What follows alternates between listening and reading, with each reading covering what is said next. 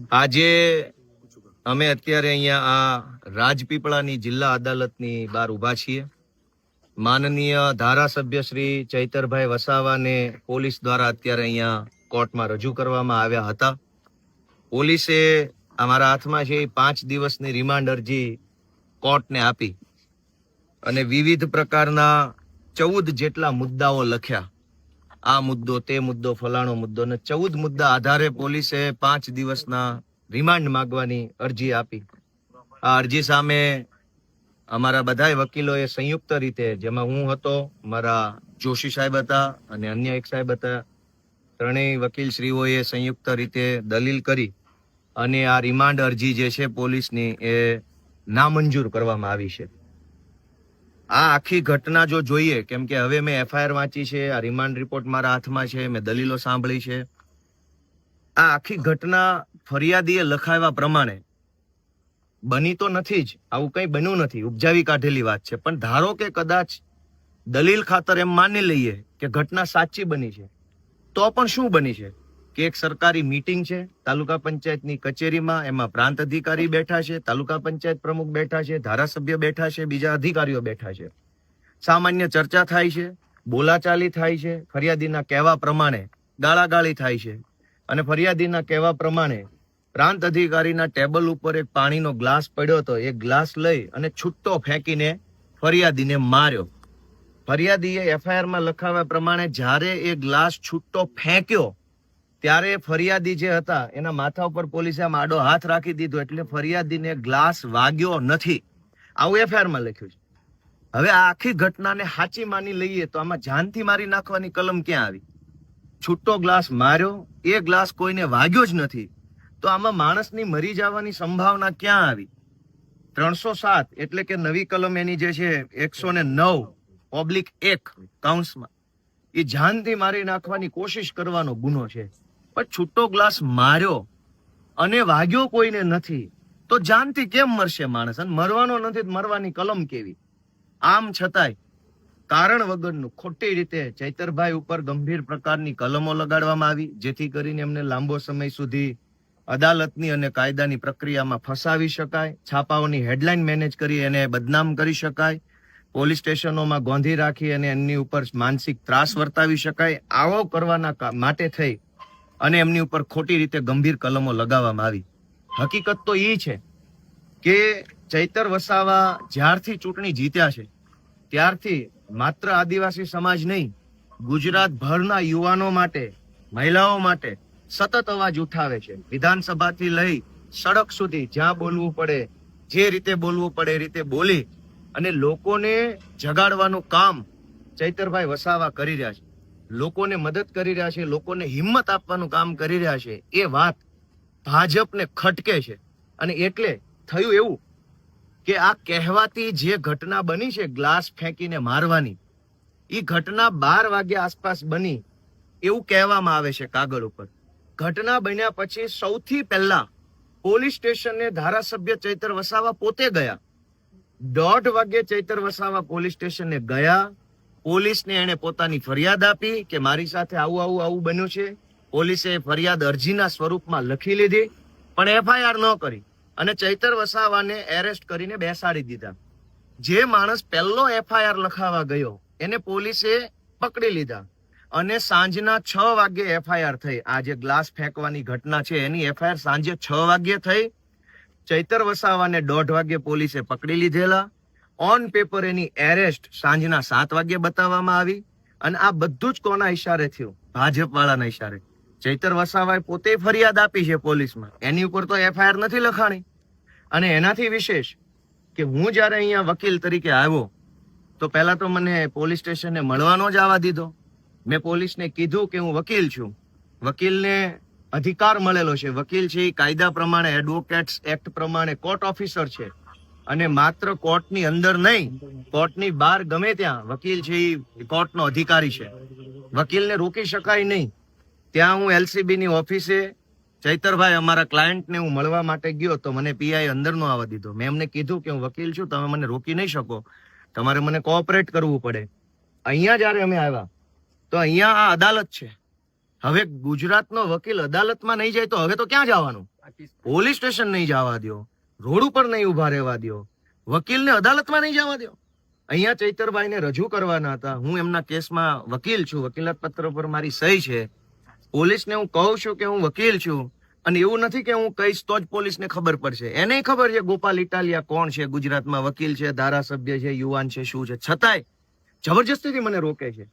અને જયારે મેં એમ કીધું કે આ ભાજપની અદાલત નથી, આ કાયદાની અદાલત છે, આમાં જવાનો મને હક છે, તો ત્યાર પછી ઉપર ફોન કરીને જે ભાજપ વાળાની પાસેથી પરમિશન લીધી હોય રામ જાણે, પછી મને જવા દીધો. દોસ્તો, આ તાનાશાહીની હદ છે કે એક તો ધારાસભ્ય કક્ષાના માણસને જબરજસ્તીથી ખોટા ગુનામાં ફસાવી દેવાનો, કાયદાની પ્રોસેસમાં અટવાડી દેવાનો, ઉપરથી એના વકીલને અદાલતમાં નહીં જવા દેવાના, જેથી કરીને વકીલ હાજર ન રહે તો જામીનની પ્રક્રિયા ન થાય, રિમાન્ડની પ્રક્રિયામાં વકીલ ન હોય તો રિમાન્ડ મળી જાય. આટલી હદે દાદાગીરી, આટલી હદે તાનાશાહી ભાજપના માણસો કરી રહ્યા છે અને પોલીસની આડમાં કરે છે. પોલીસ તંત્રને અમારી વિનંતી છે કે તમારું શોષણ થઈ રહ્યું છે ભાઈ. ભાજપની સરકાર પોલીસ તંત્રનું શોષણ કરે એટલું તો કોઈનું નથી, તો શા માટે ભાજપની આવી રીતે આપણે કામગીરી કરવી જોઈએ?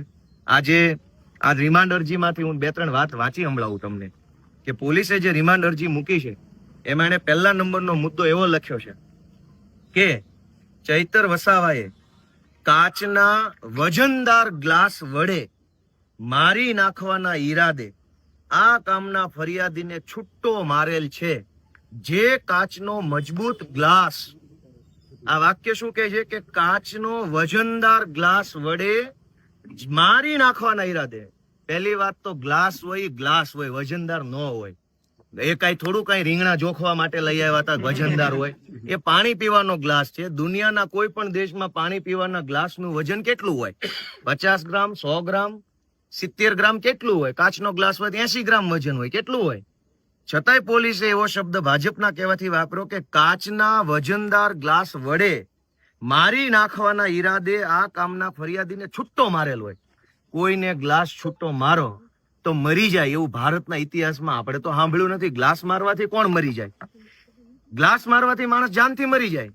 પોલીસને એવું લાગતું નથી કે હાસ્યાસ્પદ વાત લખીને આપણે અદાલતમાં જઈ રહ્યા છે, પણ એમાં ભાજપ વાળા કે એટલે લખી નાખે કાચનો મજબૂત ગ્લાસ.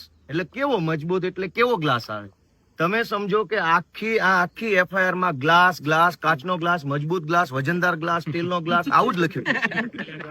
અવડા મોટા. અને હા, ગુજરાતમાં જયારે સરકાર જ બુટલેગરોના હાથમાં હોય તો એને ગ્લાસ તો દેખાવાના છે. બુટલેગરોને તો ગ્લાસ જ દેખાવાના છે. બીજો વાક્ય વાંચીએ આપણે. બીજો એને પોલીસમાં જે લખેલું છે તમે વિચારો કે હાલના કામના આરોપીએ એટલે કે ચૈતરભાઈ વસાવાએ પ્રાંત સાહેબની ઓફિસમાં ચાલુ મીટિંગમાં આવું કૃત્ય કરેલ છે. જેથી કોઈ આગોતરું આયોજન કરીને આ કૃત્ય કરવાની કોઈ રણનીતિ છે કે કેમ? હવે આગોતરું આયોજન જ જો મારી નાખવાનું કર્યું હોય તો ગ્લાસ મારે, છરો મારે? પોલીસ હજુ એ જાણવા માંગે છે, અદાલતમાં એવું લખીને આપે છે કે આ મારી ગ્લાસ, કાચનો ગ્લાસ ફેંકીને મારી નાખવાની ઘટના કઈ આગોતરું આયોજન હતું? મારી જ નાખવાનો હોય ને આગોતરું જ આયોજન હોય તો કાચનો ગ્લાસ મારવાનો, લોઢાન છરો મારવાનો? આટલી સિમ્પલ કોમન સેન્સ વગરના વાહિયાત નોન સેન્સ સવાલો લઈને ભાજપના કહેવાથી પોલીસ અધિકારી અદાલતમાં ઉભા હતા. બોલતાય શરમ નહીં આવી હોય કે આવા પ્રશ્નો પૂછવાના કે ગ્લાસ મારવાનું ષડયંત્ર કેવું હોય? એ તો ત્યાં પીવાનો ગ્લાસ. અને આ ઘટના સાચી છે કે ખોટી છે એ સિવાય હજુ એક એને પ્રશ્ન એવો પૂછ્યો છે કે આ કામના આરોપીને સાથે રાખીને ડેડિયાપાડા સબ ડિવિઝન કચેરીમાં સદરહુ ગુનો કઈ રીતે આચરેલ છે તે બાબતે રીકન્સ્ટ્રક્શન કરવાનું છે. એટલે હવે ત્યાં લઈ જશે, ઓલા ફરિયાદીને સામે ઉભો રાખશે, પછી પોલીસે ગ્લાસ આપશે, એટલે માર હવે આને, પછી પેલાનો તોલો તૂટી જશે, પછી પોલીસ એની રીલ બનાવશે અને કહેશે જોવો સિંઘમો બધા આવી ગયા. આ કેવો તમાશો છે? મેં પોતે જજ સાહેબને કીધું કે સાહેબ આ રીલ બનાવવા માટે થઈને રિમાન્ડ માંગે છે. રીકન્સ્ટ્રક્શનના નામે આ બધા રીલો બનાવીને ભાજપમાંથી મેડલ લેવાની કોશિશ કરી રહ્યા છે. આ શબ્દમાં મેં રજૂઆત કરી સાહેબ આ રીલ બનાવવાના ચક્કર છે. શેનું રીકન્સ્ટ્રક્શન?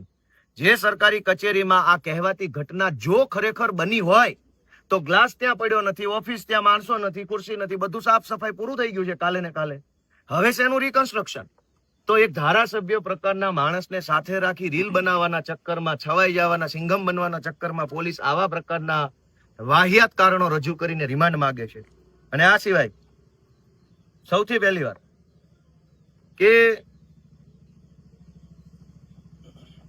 એક એવું કારણ એમણે પોલીસે લખેલું છે આમાં કે ડેડિયાપાડાના ધારાસભ્યએ તાલુકાના પ્રમુખને મારી નાખવાના ઈરાદે જીવલેણ હુમલો કર્યો, ગ્લાસ ફેંકીને. જીવલેણ, ગ્લાસ મારો એટલે માણસ મરી જાય.